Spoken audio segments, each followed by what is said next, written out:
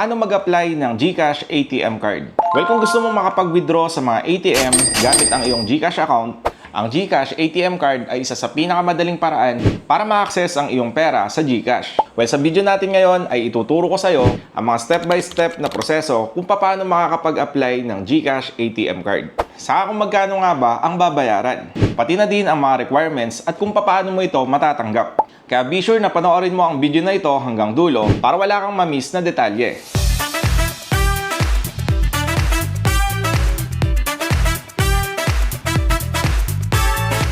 So bago tayo magsimula sa tutorial natin, ano nga ba yung GCash ATM card? Well, itong GCash ATM card ay isang physical card na nakakonekta sa iyong GCash. Maaari mo itong gamitin para makapag-withdraw ng pera sa mga ATM machines. Pwede mo din itong gamitin na pambayad sa mga tindahan kung nag-a-accept sila ng card payment. Magagamit mo din ang card na ito sa mga online transaction.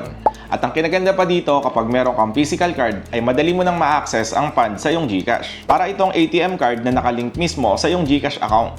So mga requirements naman tayo. Bago ka mag-apply, be sure na fully verified ang iyong GCash account.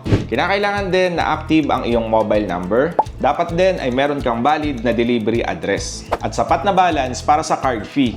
So sa pag-a-apply nito, be sure na updated ang iyong GCash application. Then kinakailangan muna na nakalagin ang iyong GCash account. At kapag nakapag-login ka na, pumunta ka lang sa profile tab.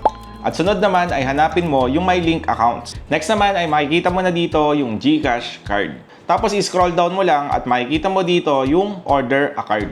Sunod na pipindutin mo ay itong Send Me a Card. At kapag pindot mo nito ay makikita mo ang iyong card information. Then pipindutin mo lang yung Next.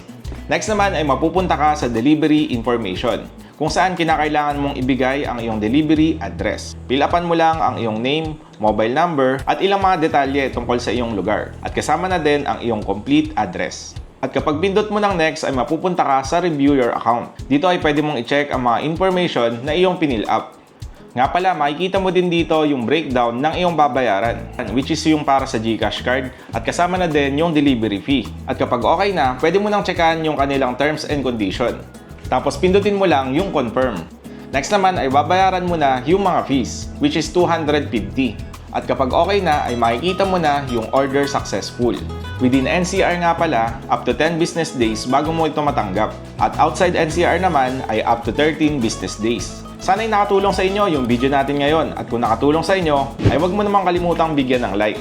At kung meron pa kayong ibang katanungan, ay pwede kayong mag-comment down below at sasagutin natin yan. O kaya naman ay gagawin din natin ng video tutorial. Again, thank you for watching and always remember, never stop learning because life never stops teaching.